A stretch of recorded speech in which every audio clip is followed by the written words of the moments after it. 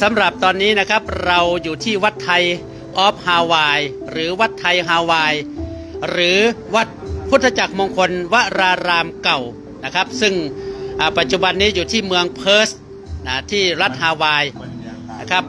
สำหรับบรรยากาศตอนนี้นะครับท่านอาจารย์ท่านเจ้าคุณพระศรียานวิเทศกำลังทำพิธีมุทิตาสักการะในโอกาสอายุวัฒนมงคลในมงคล61 ปีท่านพระครูพุทธมงคลวิเทศสง่านะครับกตปุญโญเจ้าวาดวัดไทยฮาวายครับในงานนี้นะครับมีพระเถระจ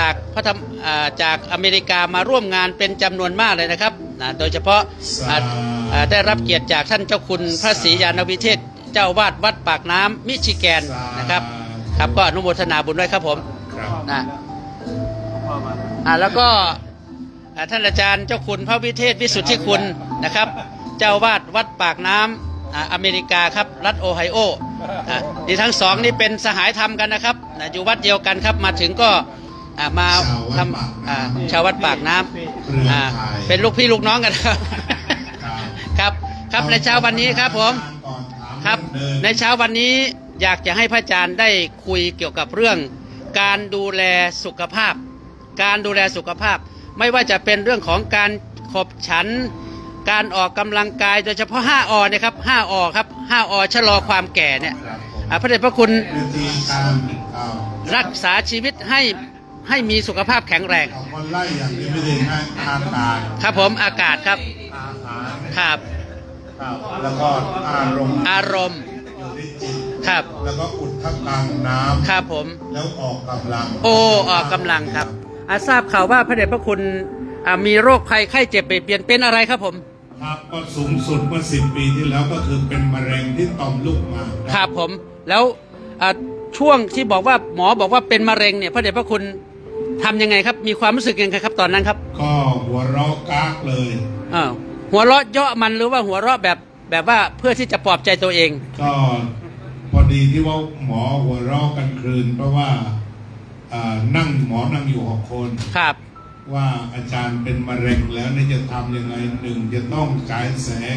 2จะต้องฝังแร่เลยมีทั้งหมด6 ประการครับผมและสุดท้ายตัดทิ้งทั้งยวงนั่นคือหมายความว่าไม่มีการยุติการผลิตอสุจิไปตลอดชีวิต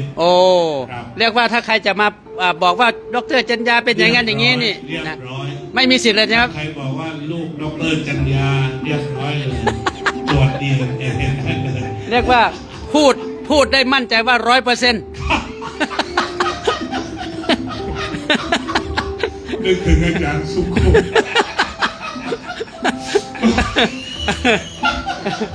ขณะนี้เรากำลังถ่ายทอดสดนะฮะญาติโยมนะก็อย่าลืมว่านี่คือครับหมอ6 คนหัวเราะกลางอาจารย์อารมณ์ดีเรียกว่าแล้วก็ผ่าตัดง่ายสุดครับผ่าโดยใช้เครื่องหุ่นยนต์ครับที่โรงพยาบาลมหาราชเชียงใหม่ครับจากวันนั้นจนถึงวันนี้ดีเยี่ยมครับสุขภาพดีคือหมายความว่าแม้แต่ท่านอื่นๆที่ไม่ใช่ของหมอเขาบอกอย่างนี้ว่าเมื่อไหร่อายุ50แล้วครับควรจะมีโอกาสไปตรวจเลือดตัว1 รอบ PSA P like a Paul ครับ S like a sun A like a apple เนี่ยอาจารย์ไปเลยทำเป็นผู้รู้เลยเขียนจดไปเลยบอกขอตรวจ PSA ด้วยจ้าครับผมท่านเจ้าคุณครับทั้ง2 รูปนะครับอย่าลืมนะครับ PSA อันนี้ ABC ครับผมพอ PSA นี่ถ้าสมมติว่าค่ามันไม่ถึง4ทุกคนปลอดภัยแต่ผมตรวจว่าค่า13โอ้หมายบุดาทะลวงครับผมตอนนี้เอาละครับเราก็ตัดบทนั้นไปมาจนถึงปัจจุบันนี้ท่านอาจารย์ก็รักษาสิ่งเหล่านี้ให้เป็นปกติเป็นห่วงว่ามันจะคืนมาครับผมทีก็เลยใช้เทคนิคตามที่เขาพูดว่ามะเร็งนั้นชอบความเครียดเป็นอาหารผมก็สนุกสนานหัวเราะดังไม่ค่อยสำรวมเท่าไหร่ที่หัวเราะดังๆนี่หัวเราะเยาะเย้ยมะเร็งบัดเลยหัวเราะแบบบำบัดครับผมโอเคครับมาถึงวันนี้2ก็คือ เกี่ยวกับเขาบอกว่ามันชอบอยู่3 อย่างครับผมนั่นคือเนื้อความเค็มและความหวานครับถ้าสมมติว่าสิ่งเหล่านี้เติมขึ้นไปมะเร็งจะลามอย่างนี้ฉะนั้นหลังจากที่ผมผ่าตัด1 เดือนผมก็จะฉันเฉพาะผักบุ้งต้มเฉยๆโดยไม่ได้ใส่เกลืออะไรแล้วฉันผักบุ้งนี่สายตาเป็นไงครับครับสายตาก็ดีขึ้นครับแต่ทำไมยังใส่แว่นอยู่นะครับผมก็เรียกว่าตาหวานครับครับผมอ้าวตอนนี้หลังจากนั้นพระเดชพระคุณก็อยู่ในคอข่ายที่ว่าไม่เค็มนะครับไม่หวานนักแล้วก็ไม่มีเนื้อโปรตีนมากนะครับแบบพอดีเบาๆถ้าว่าเจอผักได้ก็สบายไปตามผักครับก็ตอนนี้ก็อยู่กับมะเร็งเหมือนกับว่าทุกอย่างก็ไม่เปิดกังวล10 ปีผ่านไปเขาก็บอกว่าน่าจะเคยมีบางคนที่คุณสะอาดพวกเราเนี่ยวัดชนก็เคยตัดเหมือนของผมแต่ไปตายตอนอายุ83ผมก็น่าจะมรณภาพตอนนั้นครับตอนนี้พระเดชพระคุณอายุเท่าไหร่ละก็จะไปก่อนอายุเท่าไหร่แล้วครับตอนนี้66ครับ66โอ้ยังไปมาถึงการออกกำลังครับก็มีการกล่าวกันที่ออกกำลังก็คือเพื่อลดเบาหวานกับความดันปรากฏว่าก็ปรากฏว่าต่อสู้กันมาตั้งแต่เบาหวาน700แล้วก็ในเดือนนี้ล้วนๆนี่เบาหวานขึ้นถึง360เราก็เริ่มเข้าคอร์สอย่างหนักเมื่อวันที่30ครับสิงหาโดยการหยุดคาร์โบไฮเดรตทั้งหมดหมายความว่าไม่พยายามไม่กินข้าวก็กินผักกินปลาหรือมีเนื้ออะไรก็ว่ากันไปนิดหน่อยแต่ส่วนใหญ่ครับอาจจะ1 2 3ก็ได้ครับเช่นว่ามีเนื้อ1 ส่วนข้าวไม่ต้องแล้วก็ที่เหลือก็ผักสัก3 ส่วนครับผมนี่คือวิธีการรักษาสุขภาพเพื่อไม่ให้เบาหวานขึ้นปรากฏว่าทั้งหมดจาก360เมื่อครบ1 เดือนกับ2 วันไปเจาะแลบใหญ่ก็ปลายนี้เหลือ116โอ้ลงมาแน่นอนแต่ว่ายังหนักใจ A1C ก็ทำงานต่อไปครับผมครับ A1C จาก 8.9 ตอนนี้ก็ลงได้แค่ 7.6 ครับก็ยังทำงานต่อไปเหลือสัก6ครับครับผมอันนี้ก็เป็นเรื่องของโรคมะเร็งด้วยเบาหวานด้วยการเดินครับผมการเดินนี่มีการกล่าวกันถึง3 ตำราแล้วครับว่าเอาตำราที่1เขาบอกเดินให้ได้10,000 กว่าครับผมก็เดินอยู่4 รอบวัดนั่นแหละที่เดินพุ่งไปด้านทิศตะวันตกไปโรงเรียนแล้วก็พุ่งไปถนนโน้นกลับมาก็ประมาณ19,000ประมาณ7 กิโลครับ5 โลกว่า5 ไมล์ครับประมาณ7 กิโลกว่าครับผมประมาณ7 กิโลกว่าครับทีนี้ก็ปรากฏว่าข้อมูลอีกส่วนหนึ่งกลับเมืองไทยเขาบอก 6,000 ก็พอที่จะดูแลโรคต่างๆครับแล้วก็ล่าสุดว่า2-3 วันก็บอก 7,000ขึ้นมาท่านเจ้าคุณนั่นแล้ว 6,000 เมื่อเช้านี้ได้แล้วเหรอผมเดินจากโน้นมาเพิ่งได้ 2,700 น่าจะถึง 3,000 แล้วครับฉะนั้นก็อาหารยาแล้วก็การเดินนะครับการกำลังไปด้วยกันครับแล้วก็อารมณ์ดีครับอันนี้คือเจ้าคุณฤทธิ์นะครับเดินวันละ19,000 องค์นี้นะครับเบาหวานองค์นี้ไม่ยอมครับเดินไม่หยุดเดิน19,000แล้วก็มีสุขภาพจิตดีนะครับสุขภาพจิตดีที่สุดครับดูนะครับอายุขนาดนี้นะครับไม่ธรรมดาครับไม่ธรรมดาก็ไม่มีอะไรเป็นของกูเลยครับเป็นอัตมยตาครับอัตมยตาอันนี้เจ้าวาดครับผมครับนี่หล่อมากครับมีพลังมากเป็นผู้นำแสงสว่างจากประเทศไทยมาปักบนเกาะฮาวายอีกความมั่นคงครับผมถ้าไม่มั่นคงอยู่ไม่ถึงปัจจุบันนี้จึงควรค่าแก่การเคารพสรรเสริญบูชายกย่องครับให้พระเดชพระคุณได้อวยพรวันเกิดในช่วงนี้ก่อนครับผมครับขอจงพ้นทุกข์พ้นโศกพ้นโรคภัยกระทำการใดๆสำเร็จผลมีความสุขท่ามกลางญาติและฝูงชนไม่ยากจนมีทรัพย์พอประมาณ2 ล้านแล้วก็สุขสาธุครับในช่วงสุดท้ายครับของรายการถ่ายทอดสดวันนี้ครับนิมนต์ให้กำลังใจคนที่1อาจจะท้อแท้ 2อาจจะเป็นโรคภัยไข้เจ็บเบียดเบียน3อาจจะไม่มีเงินทองใช้มีความทุกข์มีปัญหาแล้วก็สำคัญก็คือว่าตอนเนี้ยเขาปิดสำนักงานประมาณ700 กว่าสำนักงานเนี่ยจะทำยังไงครับผมก็คือหมายความว่าวิธีคิดครับค่อยคิดไปทีละเรื่อง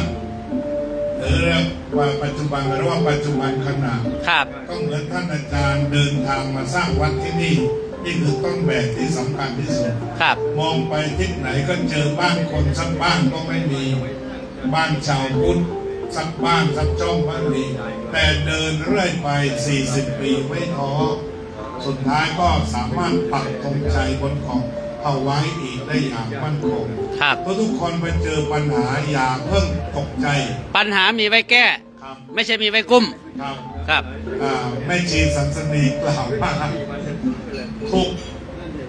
มีไว้รู้ไม่ใช่มีให้เป็นโอ้เพราะฉะนั้นความทุกข์ได้แต่ต้องจ๊ะเอ๋นะครับบายบายผมจำท่านมาเจอมันแล้วก็จ๊ะเอ๋เจอมันทำงานต่อไปบายบายอย่าไปยุ่งกับห้ามทุกไม่ได้ทุกบ้างแต่ต้องจ๊ะเอ๋ว่ามีทุกอยู่จริงแต่หลังจากนั้นก็บอกว่ามันก็แค่นี้ก่อนนะฉันจะแก้ปัญหาชีวิตฉันก่อนครับแล้วค่อยถ้ามีโอกาสเขาเจอกันใหม่เจอกันใหม่ก็รีบมารีบไปครับอย่างอาจารย์ติ๊กนั้นทันได้กล่าวว่าความทุกข์ยาเธอคือเพื่อนแต่อยู่นานเพราะว่าฉันมีภารกิจที่ต้องทำครับอันนี้ก็เป็นวิธีการคิดนะครับก็คือหมายว่าเมื่อเจอทุกข์ก็อย่าไปยุ่งกับมันจนมีความรู้สึกว่าเราเนี่ยเป็นเนื้อเดียวกับมันนะมันเป็นแขกมาเพียงบางครั้งบางคราวก็ไปผ่านมาแล้วก็ผ่านไปไม่ได้อยู่กับเราครับจริงๆความทุกข์มันก็ไม่ได้อยู่ผมจำทางที่หลวงพ่อพุทธทาสบอกว่าสัพเพธัมมานาลังเปนิเวสายะครับที่จริงมันไม่ต้องยึดเพราะมันดับทั้งหมดแล้วเราคิดไปเองได้จริงทุกมันผ่านไปเรียบร้อยเหมือนกับลมที่ผ่านมามันก็ผ่านไปแล้วเหมือนตดตดปุ๊บมันก็เหม็นอยู่พักเดียวแล้วก็ไปแล้วแต่ท่านไปบอกท่านตดใส่ผมที่จริงตดมันไม่มีแม่วันนั้นผมไม่น่าจะตดใส่ผมเลยผมหมายความว่าตดตั้งแต่เมื่อวานแล้วก็ยังเอามานำมาเหม็นกับวันนี้อีกเสร็จแล้วเราจะต่อยปากกันเรื่องตดใส่กันเนี่ยครับแล้วเราจะพูดเรื่องอื่นไหมครับนอกจากตดแล้วครับขี้ก็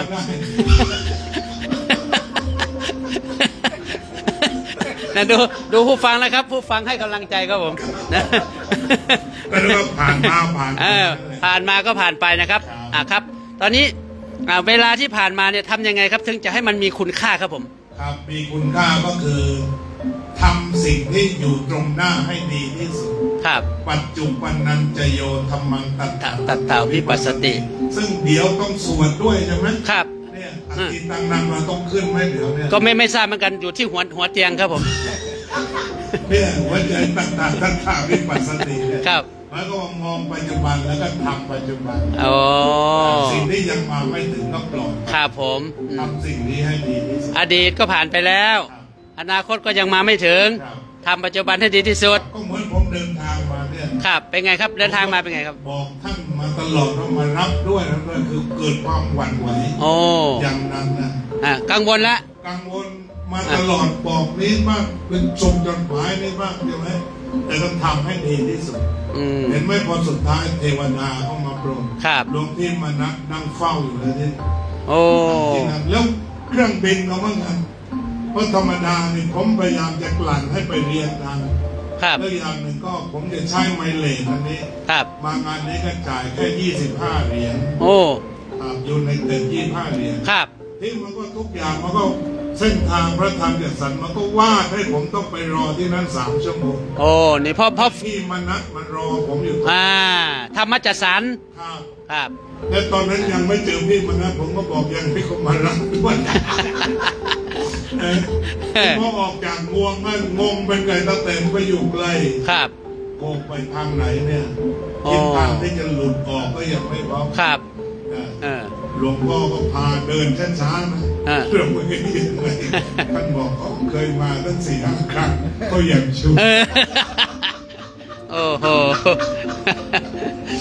แต่ว่าผมทำให้ดีที่สุดคือต้องมา ครับก็ อันนี้ชัดเจนเลยในข้อความ เป็นเรื่องที่สุดยอดครับผมก็